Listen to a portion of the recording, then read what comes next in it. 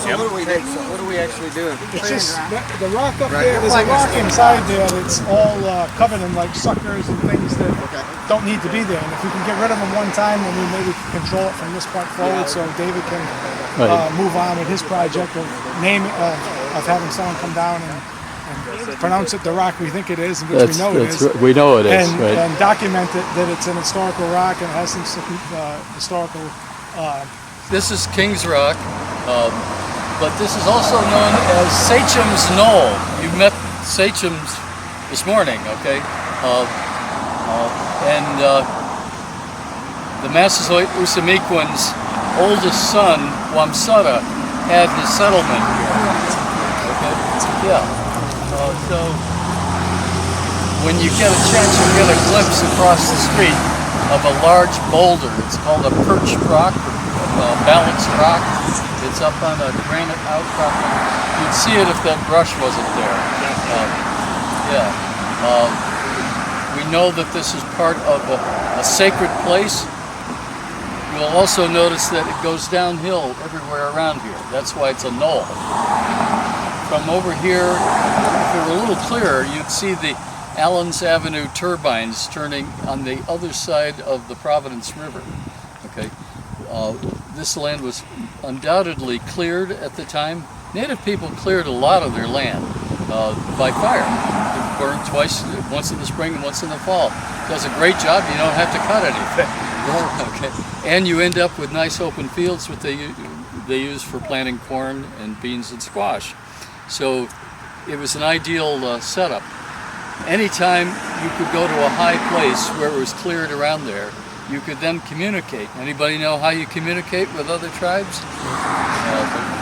Signals, yeah, smoke signals. So they could communicate with people down at Mount Hope, where you were, where you came from this morning, but also Mount Wachusett, which is about 40 miles north of here in Massachusetts, and then Mount Monadnock up in New Hampshire. So we think we're great with our phones and our internet. They had it all over us, okay? Instant communication. Right, smoke always works. Phones, right, yes, yeah. As long as you can start a fire, you're good here. Okay. So the place that we're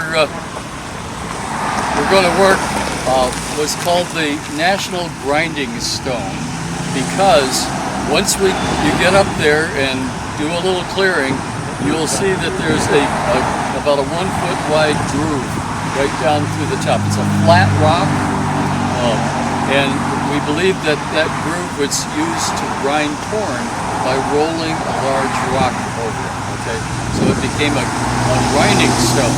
Okay, and that's why it's called the National Grinding Stone. It was later called King's Rock. We're not sure whether it's because of King Philip or King Charles, but it was a landmark, and it sits right, it straddles the Swansea-Warren line and the Massachusetts-Rhode Island border. So it's a significant marker. And as I said earlier, this is the route about 1.5 miles north of here is where the English troops assembled at the start of the King Philip War, marched down here, and went all the way down where you came from this morning at Mount Hope, and expected to find Philip and his troops. He was a lot smarter than that. He knew they were coming. They booked. They took mashoons or their canoes across the river underneath. Did you see the Mount Hope Bridge at all? Probably not. Okay. If you go a little further south, there's a big suspension bridge. And they went across the Portsmouth there and eluded the English. They were totally stymied.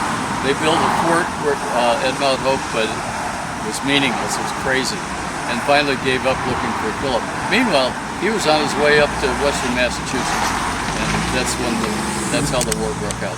So that's a little bit. I've got brochures I'll give you once you're done, so you don't have to carry them around. And I don't know when the lunch delivery is going to be, but you probably get an hour's worth of work in before that anyway, right? Yep. Yeah. Okay.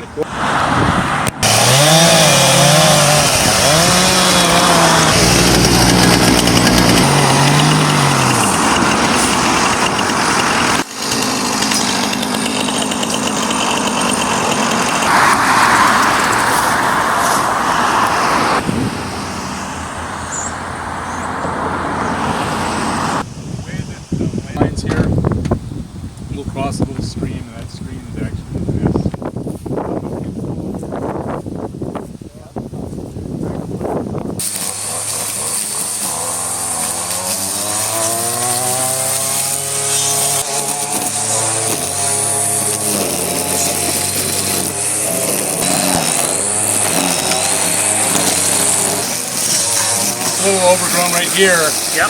And then it, about just before that rock, it takes a left up this little rise. So as much of that as you can just reopen, which is perfect.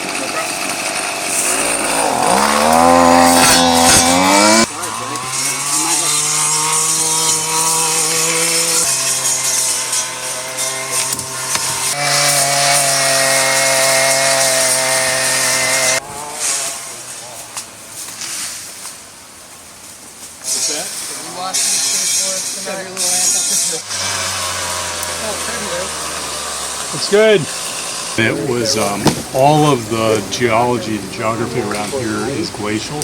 So glaciers retreated about 12,000 years ago, left these big spines of rock, and they run north and south for maybe 6 or 8 miles, kind of ending up in Narragansett Bay down just to the south of us. Conflicts that they had, occasional, was with the Narragansett tribe, which was sort of the dominant tribe in the island, and still around, and a few years back got federal recognition. And, they're kind of, Narragansett Bay is named after them, so people know a lot about the Narragansetts, deservedly. But the Pokanoket were the equivalent of the Narragansetts for a long time. And this particular location is famous because Roger Williams was a Puritan minister who got kicked out of a Massachusetts Bay colony up to the north in 1636 and ran away before he could be arrested in the middle of January of 1636. Came down here to meet the Pokanoket that he knew, and the Massasoit, or the leader, Somaquin. And when he arrived, he had pneumonia, and the snow was deep. It was really like a cold winter, and they kept him here as their guest for about a month and nursed him back to health. The Tumtuck at Mount Hope. It's lovely.